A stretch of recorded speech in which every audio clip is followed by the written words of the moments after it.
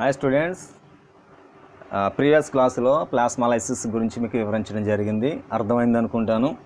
So today first యూనిట్లోంచే very important chapter transpiration. First యూనిట్లోంచే sub topic transpiration. ఈ chapter నుంచి మీకు 4 మార్క్స్ అనేది ఒకటి రావడం జరుగుతుంది.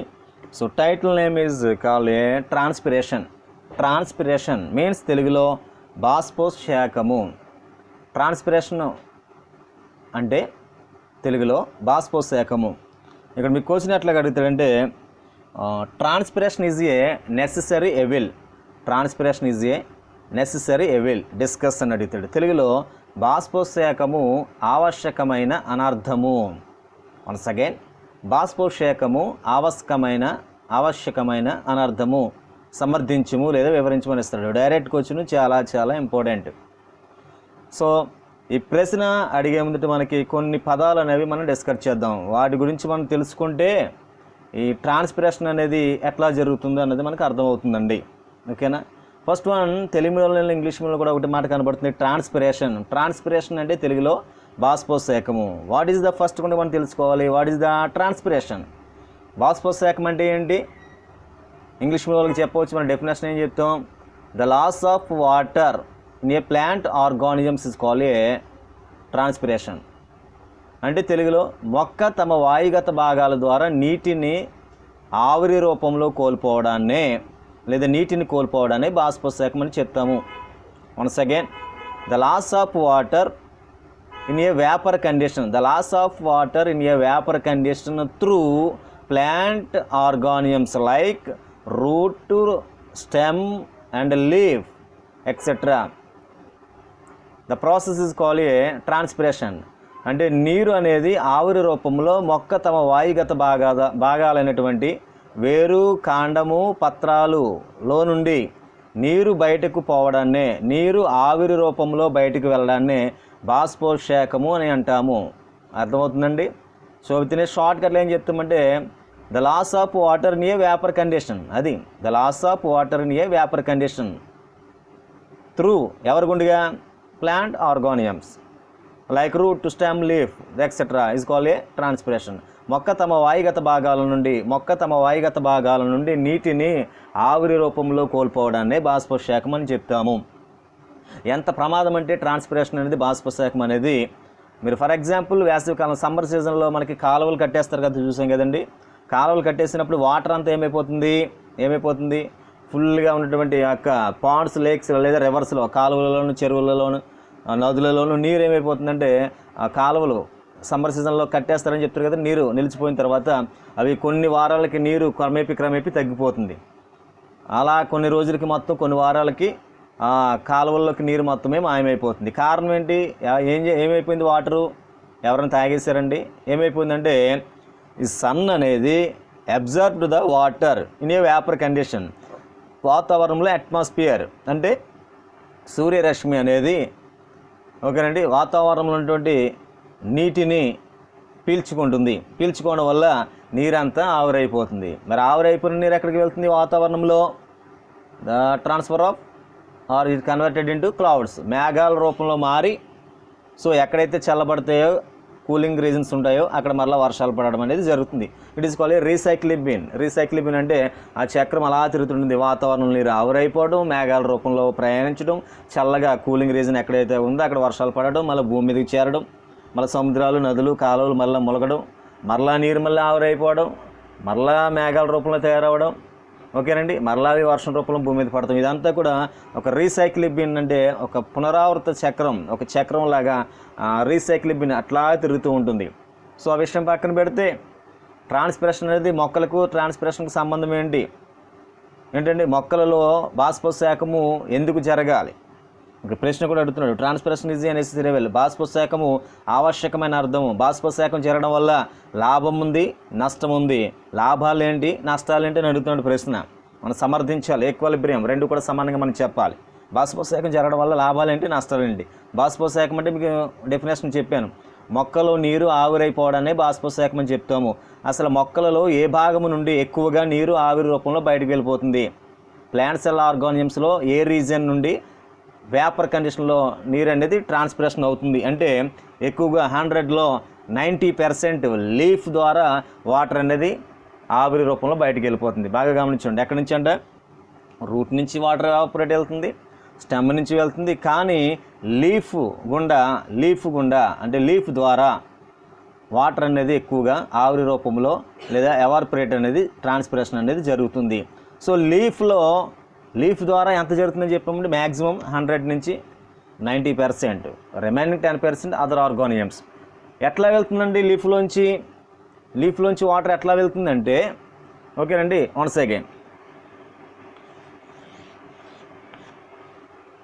సో ఇది లీఫ్ అనుకోండి. ఈ లీఫ్లో సో మనకి అక్కడెక్కడ స్మాల్ పోర్స్ అనేవి కనబడతాయి. The small pores present in upper surface and lower surface of the leaf. పత్రం యొక్క ఊర్ధ్వబాహ్య చర్మము, అధోబాహ్య చర్మములో అక్కడక్కడ చిన్న చిన్న రంధ్రాలు కనబడతాయి. ఈ రంధ్రాలనే పత్రాల మీద ఉండే రంధ్రాలను ఏమంటాం? పత్రరంధ్రాలు అని చెప్తాం. ఇంగ్లీష్లో ఏం చెప్తామండి? The leaf surface accumulate or the leaf surface present in the small pores. The leaf surface present on the small pores. The small pores is called a stomata. పత్రం మీద ఊర్ధ్వబాహ్య చర్మం లేదా అంటే పై భాగంలోని కింది భాగంలోని అక్కడక్కడ చిన్న చిన్న రంధ్రాలు కనబడతాయి. ఆ రంధ్రాలని పత్ర రంధ్రాలు అని చెప్తాం. ఈ రంధ్రాల ద్వారా నీరు 90%, 90% అనేది ఆవిరైపోయి బయటికి వెళ్ళిపోతుంది. ఓకేనండి, 90%. ఓకేనండి. ఈ చిన్న చిన్న రంధ్రాలను మనం ఏం చెప్పామండి? పత్ర రంధ్రాలని చెప్పాం. ఆ పత్ర రంధ్రాలను ఇంగ్లీష్లో మనం ఏం చెప్తాము? Stomata. So the structure of stomata అనేది మనకు ఎట్లా కనబడుతుంది అంటే, వన్ సెకండ్, స్టొమాటా ఎట్లా కనబడుతుంది? పత్రంలో చిన్న చిన్న రంధ్రాలని చెప్పాం కదండి. ఈ పత్రంలో చిన్న చిన్న రంధ్రాలు, ఈ రంధ్రాలను వేస్తున్నాను చూడండి.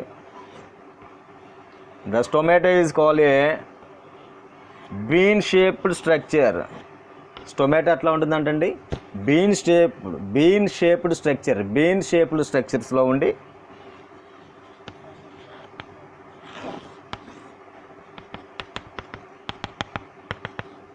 ఇట్లా ఉంటుంది. It is called a stomata. స్టొమాటోలో మనకి ఏమేమి భాగాలు కనబడతాయి? పత్రరంధ్రంలో ఏమేమి భాగాలు కనబడతాయి? ఒక్కొక్క పత్రంలో అంటే the surface of the leaf area, పత్రం యొక్క వైశాల్యాన్ని బట్టి పత్రరంధ్రాల సంఖ్య ఆధారపడి ఉంటుంది. పత్రం అనేది లీఫ్ అనేది పెద్దగా ఉంటే ఎక్కువ పత్రరంధ్రాలు ఉంటాయి, అంటే స్టొమాటో అనేవి ఎక్కువ ఉంటాయి. పత్రం అనేది చిన్నగా ఉంటే స్టొమాటో అనేవి తక్కువ సంఖ్యలో ఉంటాయి. వాటర్ మేబీ ప్రతి పత్రంలో మనకేం అర్థమవుతుంది? ప్రతి పత్రంలో భూమి మీద పెరిగేటువంటి మొక్కల యొక్క పత్రాలలో లీఫ్లో స్టొమాటో అనేది కంపల్సరీగా ఉంటుంది. వీటి ద్వారా మాత్రమే ట్రాన్స్పిరేషన్ అనేది బాష్పశాఖం అనేది జరుగుతుంది. ఓకేనండి. సో ఇక్కడ మనకు చూడండి, ఇక్కడ ఒక పోర్ కనబడుతుంది. ఓకేనండి. ఈ టొమాటో అనేది ఏ షేప్లో కనబడుతుందంటే బీన్ షేప్డ్, చిక్కుడు గింజ ఆకృతిలో కనబడుతుంది. సో మధ్యలో ఉన్నటువంటి రంధ్రాన్ని మనం ఏమని చెప్తాం? ఎస్పి అంటే స్టొమాటల్ పోర్. దీన్ని తెలుగులో పత్రరంధ్రము. సో స్టొమాటల్ పోర్ని బేస్ చేసుకుని ప్రక్కన ఉన్నాయి కదండి, ఇలాగా కనబడుతుంది కదా, వీటిని ఏమంటామంటే GC means guard cells means తెలుగులో సహాయక కణాలు. ఎస్పి అంటే స్టొమాటల్ పోర్, జీసీ అంటే guard cells. So next one another green కలర్లో వేసాం కదండి, 3 లేయర్ వేసాం కదండి. So these are called a SC means substitutory cells. This structure is called a stomata complex. Stomata complex is equal to అంటే స్టొమాటో కాంప్లెక్స్లో ఏమేమి ఉంటాయి? Stomatal pore plus guard cells plus substitutory cells is equal to stomata complex. తెలుగులో వద్దాం. పత్రరంధ్ర సంక్లిష్టము అని చెప్తాం. ఈ నిర్మాణాన్ని అంతటిని కూడా పత్రరంధ్ర సంక్లిష్టం అని చెప్తాం. ఏముంటుంది పత్రరంధ్రంలో? ఓకేనండి, ఏముండదు? పత్రంలో ఉండే రంధ్రాన్ని పత్రరంధ్రం అని చెప్తాం. మధ్యలో ఉన్నదాన్ని పత్రరంధ్రం అని చెప్తాం. తర్వాత ఉన్నదాన్ని సహాయక కణాలని చెప్తాం. తర్వాత ఉన్నటువంటి కణాలని అనుబంధక కణాలు. మొత్తం ఈ నిర్మాణాన్ని పత్రరంధ్ర సంక్లిష్టం అని చెప్తాం. ఈ మొత్తం నిర్మాణానికి పేరు పత్రరంధ్ర సంక్లిష్టము. పత్రరంధ్ర సంక్లిష్టం అంటే ఏమిటి? పత్రరంధ్ర సంక్లిష్టము ఈజ్ ఈక్వల్ టు పత్రరంధ్రము ప్లస్ సహాయక కణాలు ప్లస్ అనుబంధక కణాలు. అంటే పత్రరంధ్రమును, సహాయక కణాలను, అనుబంధక కణాలను కలిపి పత్రరంధ్ర సంక్లిష్టం అని చెప్తాము. ఇంగ్లీష్లో SC stomatal complex. Stomatal complex is equal to ఎవరెవరిని కలుపుతాం మనం స్టొమాటల్ కాంప్లెక్స్లో? Stomatal pore plus guard cells plus substitutory cells is equal to stomatal complex. ఈ నిర్మాణాలు పత్రంలో అనేకమైనవి ఉంటాయి. చిన్న చిన్న రంధ్రాలు అనమాట. మీకు ఎన్లార్జ్ చేసి డయాగ్రామ్ పెద్దగా వేశాను. స్టొమాటో అనేది ఏ ఆకృతిలో ఉంటుందని చెప్పామండి? చిక్కుడు గింజ ఆకృతిలో ఉంటాయి. ఇంగ్లీష్ మీడియంలో బీన్ షేప్డ్.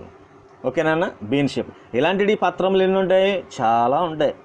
అప్పర్ సర్ఫేస్లో ఉంటాయి, లోయర్ సర్ఫేస్లో ఉంటాయి. అంటే ఊర్ధ్వబాహ్య చర్మలు ఉంటాయి, పత్రము యొక్క పై భాగంలో ఉంటాయి, అరుగు భాగంలో కూడా ఉంటాయి కదండి.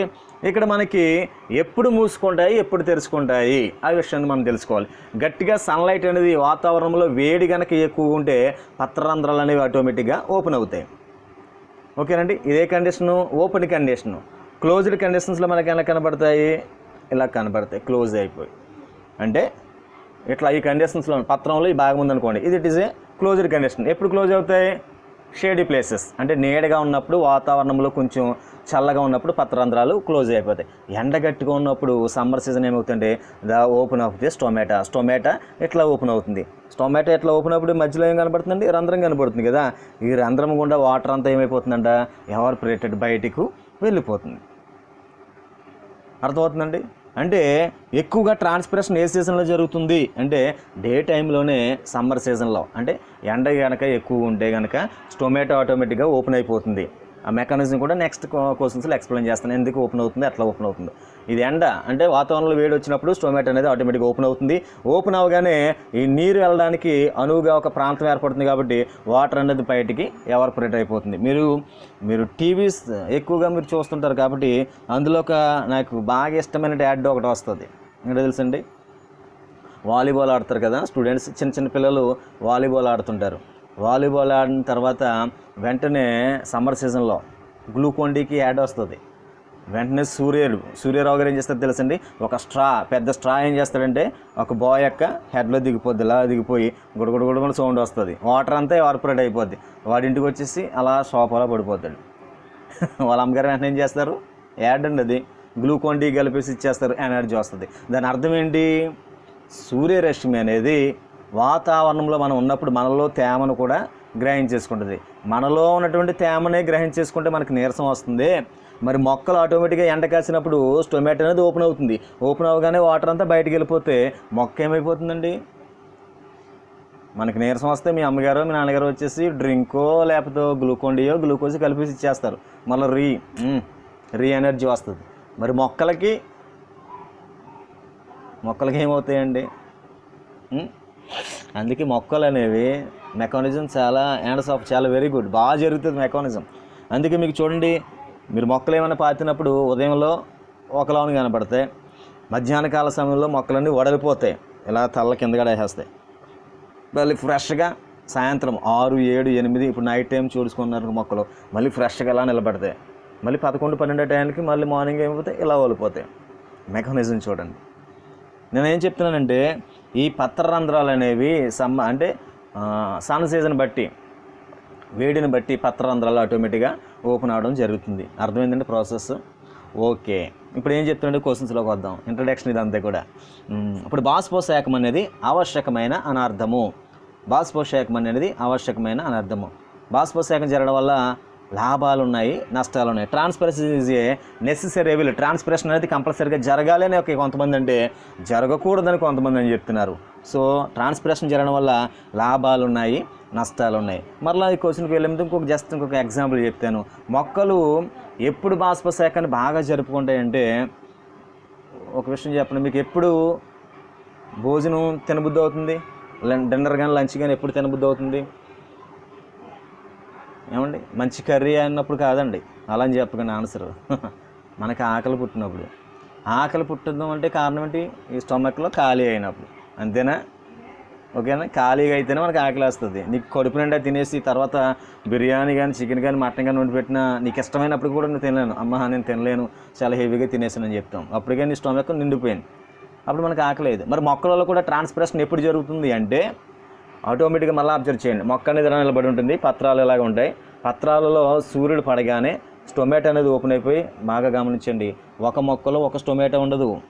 సో ఒక పత్రంలో ఇటువంటి స్టొమాటోలు ఎన్ని ఉంటాయి, నెంబర్ ఆఫ్ చాలా వందల్లో ఉంటాయండి. చిన్న చిన్నవి మనకు కనబడవు. ఎండ గట్టిగా ఎండ రాగానే పత్రంలో స్టొమాటో ఆటోమేటిక్గా ఓపెన్ అయిపోతుంది. ఓపెన్ అవ్వగానే వాటర్ అనేది వెళ్ళిపోతుంది.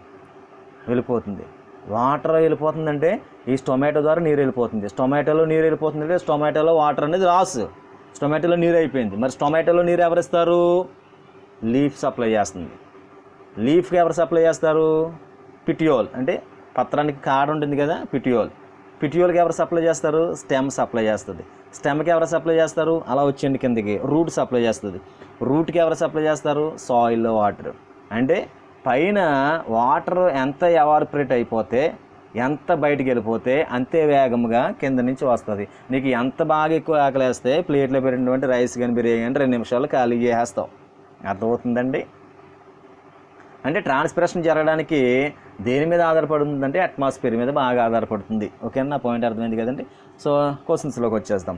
ట్రాన్స్పిరేషన్ చెప్పినప్పుడు ట్రాన్స్పిరేషన్ ఈజ్ ఏ నెసెసరీ ఎవల్. బాష్పోత్సేకం జరగడం వల్ల లాభం ఏంటి, నష్టం ఏంటి?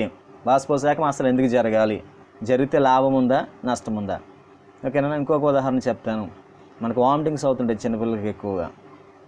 వామిటింగ్స్ అయినప్పుడు వామిటింగ్స్లో ఆ జిగురు కానీ కఫ్ తేమ కానీ బయటకు వచ్చేస్తాయి. ఇప్పుడు అలాగని వామిటింగ్స్ జరగడం మంచిదండి, చెడ్డదా? చెప్పాలి. వామిటింగ్స్ కనుక జరగకపోతే లోపల తేమ లేదా జిగురు అనేది అలా ఉండిపోతుంది, పిల్లల భోజనం చేయరు. ఒక విధంగా వామిటింగ్స్ జరగడం మంచిదే. అదేవిధంగా వామిటింగ్స్ అవి ఎక్కువైపోతే వీడు సిక్ అయిపోతాడు, నీరసపడిపోతాడు. ఓకేనండి. రెండవ ఉదాహరణ. మనకు బాగా ఇష్టమని ఏ బిర్యానో లైన్గా లేదా చేపల కూర లైన్గా ఒక 2 days 3 days వేసేసుకోమనుకోండి, మనకి వెంటనే ఏం కలుగుతుంది, లోపల కొన్ని సౌండ్స్ వస్తాయి. ఏమండి, డైజెస్టివ్ సిస్టంలో కొన్ని ప్రాబ్లమ్స్ ఏర్పడతాయి. మోషన్స్ పట్టుకున్నాయి అనుకోండి, ఎక్కువగా మనకి మోషన్స్ వెళ్ళిపోతే ఏమవుతుంది, నీరసం వస్తుంది. అంతేనండి. బలం వస్తుందా, నీరసం వస్తుంది. ఎందుకంటే వాటర్ అంతా ఎవాపరేట్ అయిపోతుంది బయటికి. మళ్ళీ వాటర్ అంతా ఎవాపరేట్ అవుతుంది, మళ్ళీ ఓఆర్ఎల్ఎస్ లిక్విడ్ మనం మళ్ళీ ప్యాకెట్ కొనుక్కుని తాగాలి మనకు రీ ఎనర్జీకి రావడానికి. అర్థమైందండి. మోసం జరగడం వల్ల లాభం ఉందా, నష్టం ఉందా?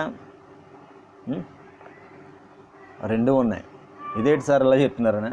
2 అంటే లోపల ఉన్నటువంటి అన్వాంటెడ్ మెటీరియల్స్, ఓకే అండి, మైక్రో ఆర్గానిజమ్స్. కొన్ని సందర్భాల్లో అన్వాంటెడ్ అంటే ఏమైనా బాడీలో విసర్జక పదార్థాలు ఉంటాయి, అన్నీ కూడా బయటకు వచ్చేస్తాయి.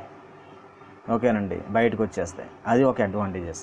అంటే అన్వాంటెడ్ రా మెటీరియల్ ఏమైతే ఉందో కనుక మోషన్స్లో బయటకు వచ్చేస్తాయి, జిగురు పదార్థాలన్నీ కూడా. అట్ ద సేమ్ టైం ఎక్కువ అది లాభము. అలాగే నష్టం కూడా ఉంది. ఎక్కువగా మోసం చేయడం వల్ల వీడు ఏమైపోతాడంటే వీక్ అయిపోతాడు. ఇప్పుడు చెప్పండి, దాన్ని బట్టి బాష్పోత్సేకం జరగడం వల్ల లాభాలు ఏంటి చెప్పండి. ఫస్ట్ లాభాలు చెప్దాం. లాభాలు ఒక పని చెప్పండి, నేను లాభాలు చెప్తాను, మీరు నష్టాలు చెప్పండి. ఓకేనండి. సో వీడియో మీరు చాలా జాగ్రత్తగా వినాలి.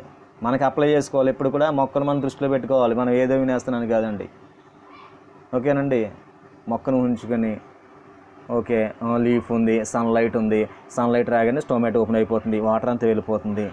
ఇంట్లో లాభం ఏంటి, నష్టం ఏంటి? ఇక్కడ నేను చూడండి ఉపయోగాలు చెప్తున్నాను. ఉపయోగాలు ఏం చెప్తున్నాడంటే అడ్వాంటేజెస్, జాగ్రత్తగా వినండి. It creates transpiration full for absorption and transportation of water in plants. Transpiration జరగడం వల్ల అంటే ట్రాన్స్పిరేషన్ ఫుల్ ఏర్పడుతుందంట. ట్రాన్స్పిరేషన్ ఫుల్ ఏర్పడి absorption and transportation of water in plants, మొక్క కావాల్సినటువంటి నీరు మరియు శోషణ అనేది బాష్పోత్సేకం వల్ల జరుగుతుంది. ఓకేనండి, బాష్పోత్సేకం వల్ల జరుగుతుంది. అంటే పైనుంచి బాష్పోత్సేకం అనేది అంటే పత్రరంధ్రాలు ఓపెన్ అయిపోయి బాష్పోత్సేకం అంటే నీరు ఆవిరిగా అయిపోతేనే మొక్క అనేది వేగంగా కింద ఉన్నటువంటి నీటిని పీల్చుకోగలుగుతుంది అంటున్నాడు. ఒక మళ్ళీ చూని పాయింట్ అర్థమైందా? మొక్కలలో బాష్పోత్సేకం జరగడం వల్ల నీటి శోషణ మరియు రవాణా అనేది బాష్పోత్సేక ఆకర్షణ సృష్టిస్తుంది. బాష్పోత్సేకం జరగడం వల్ల మొక్కలలో నీటి శోషణ మరియు రవాణా ఎక్కువగా జరుగుతుంది. ఓకే, అంగీకరించుదామా? పాయింట్ ఉపయోగమే కదా. అంటే బాష్పోత్సేకం జరగడం వల్లంట కింద ఉన్నటువంటి నీరు ఓకేనండి నీరు ప్రయాణించి నీటి శోషణకు ఎక్కువగా ఉపయోగపడుతుందని చెప్తున్నాడు. ఇంగ్లీష్లో absorption and transportation of water in plants అని చెప్పాడు. రెండో పాయింట్ ఏం చెప్తున్నాడు, ఇది కిరణజన్య సమక్రియకు నీటిని అందిస్తుంది. కంపల్సరీ వేరే అంగీకరించవలసిన పాయింట్. ఓకేనండి. It supplies water for photosynthesis. It supplies water for photosynthesis. కిరణజన్య సమక్రియ ఫోటోసింథసిస్ మెకానిజం కిరణజన్య సమక్రియ జరగడానికి కొరకు ఏం కావాలంట, నీరు కావాలి. నీరు అనేది కావాలా వద్దండి, కావాలా వద్దా? అసలు కిరణజన్య సమక్రియ ఫార్ములా ఏంటండి? ఈక్వేషన్ చెప్పండి. ఫోటోసింథసిస్ ఫార్ములా మీరు 10th చదువుకున్నారు, ఫస్ట్ ఇయర్లో చదివారు. ఈక్వేషన్ ఏంటి? క్వశ్చన్ అడిగితాను, మీరు మళ్ళీ ప్రిపేర్ అయ్యి ఉండండి. కిరణజన్య సమక్రియ ఫార్ములా సో అది పక్కన పెడదాం. కిరణజన్య సమక్రియ జరగడానికి నీరు అనేది చాలా ప్రాముఖ్యమని చెప్తున్నాడు. ఇది ఒక లాభమే. అలాగే ఇది ఖనిజాలను నేల నుంచి మొక్కలోనికి ఇతర అన్ని భాగాలకు రవాణా చేస్తుంది. మూడో పని ఏం చెప్తున్నాడు, it is transports minerals from the soil to all parts of the plants. మినరల్స్ని ఖనిజ మూలకాలని అన్ని భాగాలకు సప్లై చేస్తుందండి బాష్పోత్సేకం. అంతే కదండి. ఓకే, అంగీకరించాలి. ఎందుచేతంటే ట్రాన్స్పిరేషన్ జరగలేదనుకోండి, ఎక్కడ నీరు అక్కడ ఆగిపోతుంది. పైనుంచి నీరు ఆవిరైపోతుంటే కింద నుంచి ఖనిజ మూలకాలన్నీ కూడా ఏం చేస్తుంది, ఖనిజ మూలకాలు ఎక్కడ ఉంటాయి, నీటి లోపల ఉంటాయి. ఈ నీటి లోపల ఉన్నటువంటి ఖనిజ మూలకాలు ప్రతి మొక్క యొక్క భాగమును టచ్ చేయాలి, రూట్ని టచ్ చేయాలి, స్టెమ్ని టచ్ చేయాలి, లీఫ్ని టచ్ చేయాలి. అంటే ఏం జరగాలంటే ట్రాన్స్పిరేషన్ అనేది బాగా జరగాలి. ఓకేనండి, బాగా అర్థమవుతుందా?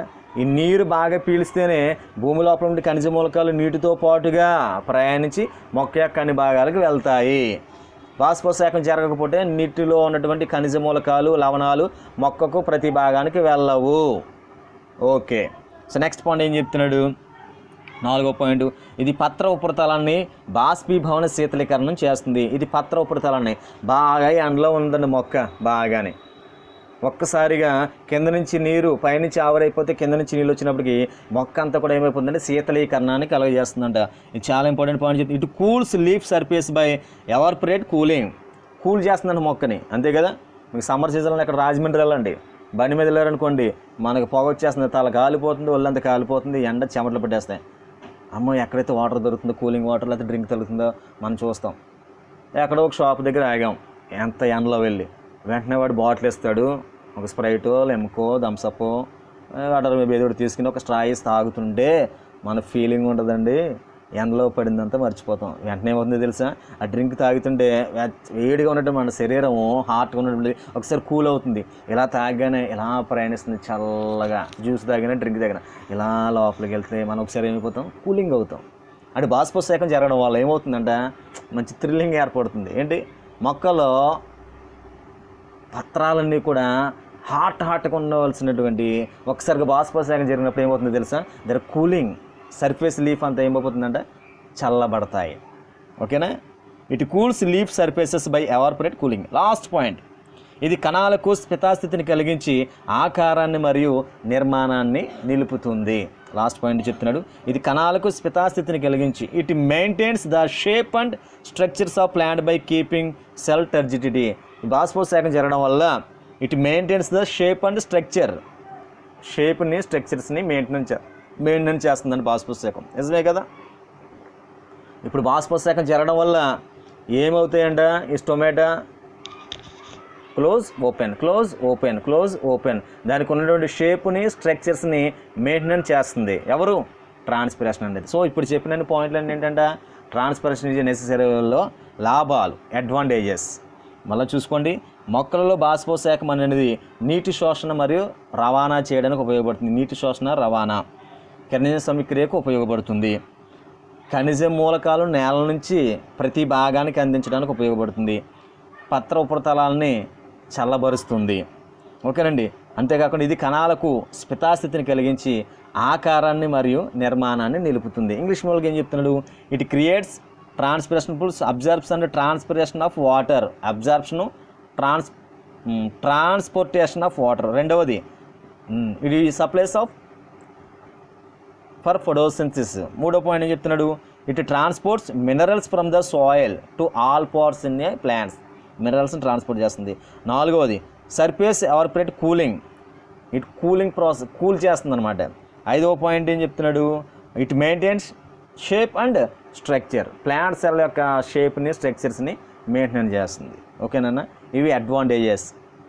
సో నెక్స్ట్ వన్ డిసడ్వాంటేజెస్ మీరు ఆలోచించి రాయండి. ఇప్పుడు బాష్పోత్సేకం జరగడం వల్ల లాభాలు చెప్పాను, నష్టాలేంటి, బాష్పోత్సేకం అధికంగా జరగడం వల్ల నష్టాలేంటి, బాష్పోత్సేకం ఎక్కువగా జరగడం వల్ల నష్టాలేంటి. ఓకే, అర్థమైంది అనుకుంటాను. మరలా వినండి. లాభాలు చెప్పాను, దానికి ఆపోజిట్ మీరు కొంచెం ఆలోచించి నేను క్వశ్చన్స్ అడుగుతుంటాను, మరలా మీరు రాయడానికి ప్రయత్నించండి. Okay, thank you, bye.